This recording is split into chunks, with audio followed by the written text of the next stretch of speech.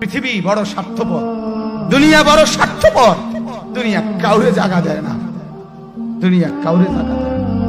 এত মজবুত পাইলিং করে যেই বিল্ডিং বানাইলাম, দুনিয়া তারে থাকতে দেয় না। যা বেটা যা, যা তুই লাথি দিয়া বাড়ি করে যা, কবরে যা, কবরে যা। দুনিয়া কাউরে থাকতে দেয়। দুনিয়া কত ক্ষমতা ধরকে মাটির নিচে ফেলাই দিছে, দুনিয়া কত সম্পদ আলাকে মাটির নিচে ফেলে দিছে, দুনিয়া কত সুন্দরী নারীকে মাটির নিচে ফেলাই দিছে, মাটির সাথে রেজা রেজা করে ফেলছে। আজ আর চেহারা নাই, আজ আর রূপ নাই, আজ আর যৌবন নাই, আজ আর ক্ষমতা নাই। এমন বাদশা ছিল পৃথিবীতে যার হাতের আঙ্গুলের ইশারায় মানুষের গর্দান উড়াইয়া দিত, যার হাতের ইশারায় উঠত মানুষ, বসত মানুষ।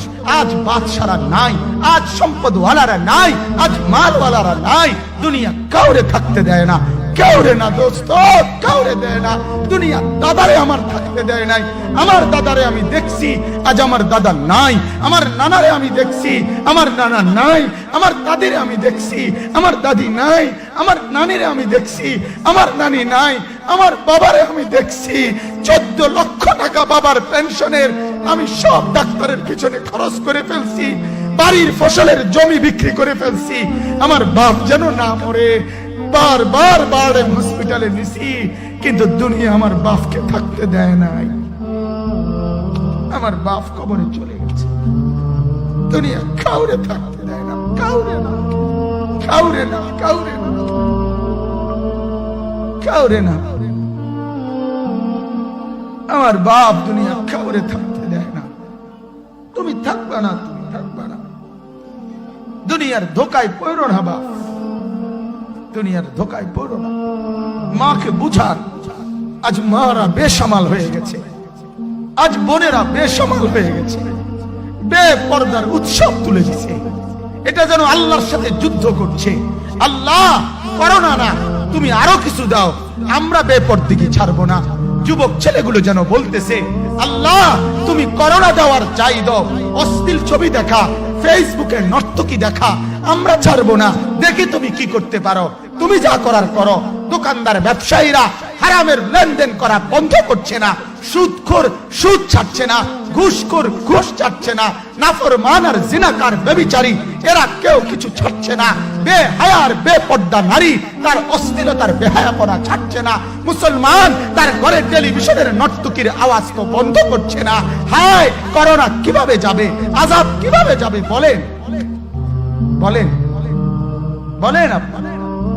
আমার বাপ ফেরাউনের উপরে তো আযাব এতদিন ছিল না, নমরুদের উপরে আযাব এতদিন ছিল না, সাদ্দাদের উপরে আযাব এতদিন ছিল না, কারুনের উপরে আযাব এতদিন ছিল না, লূত আলাইহিস সালামের কওমের উপরে আযাব এতদিন ছিল না, হুদ আলাইহিস সালামের কওমের উপরে আযাব এতদিন ছিল না, নূহ আলাইহিস সালামের কওমের উপরে এতদিন আযাব ছিল না। আজ আমরা মালিককে এই পরিমাণ নারাজ করছি, মালিক এত বেশি নারাজ।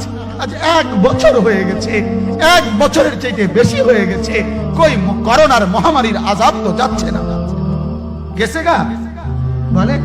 আমাদের লক্ষ লক্ষ বাচ্চার পড়ালেখা বন্ধ, এরা নষ্ট হওয়ার চূড়ান্ত পর্যায়ে পৌঁছে গেছে। মোবাইল এদেরকে শেষ করে দিছে, লক্ষ লক্ষ ছেলে। গতকালকে এক মা আমার আত্মীয় ফোন দিয়া বলতেছে, সকাল 10টায় বাচ্চাটা ঘর থেকে মোবাইল লইয়া বাইর হইছে, রাতের 10টায় মা তারে ফোন দিয়া বলছে, বাপ ঘরে আসতি না, ভাত খাইতি না। বাচ্চা তারে বলতেছে, তোমার অসুবিধা কি, তোমার সমস্যা কি? মা এই কথা বইলা কাঁদা দিছে যে, শোনেন হুজুর কদ্দুর দোয়া করো। এক বাচ্চা, এক ছেলে, সে যদি তার মাকে কথা বলতে পারে, তার মানে গুনাহ তারে এত মজা দিয়া দিছে, ফেসবুক তারে এত মজা দিয়া দিছে, ইউটিউব তারে এত মজা দিয়া দিছে, নর্তকী তারে এত মজা দিয়া দিছে, গুনার দৃশ্য তারে এত মজা দিয়া দিছে, সে মাকে ধমক দিচ্ছে। রাত 10টা বাজলে কি হইছে, রাতের 3টা পর্যন্ত দেখলে তোমার সমস্যা কি? আমার আখিরাত আমি নষ্ট করলে তোমার অসুবিধা কি? আমার জাহান্নাম আমি ঠিক করে নিলে তোমার সমস্যা কি?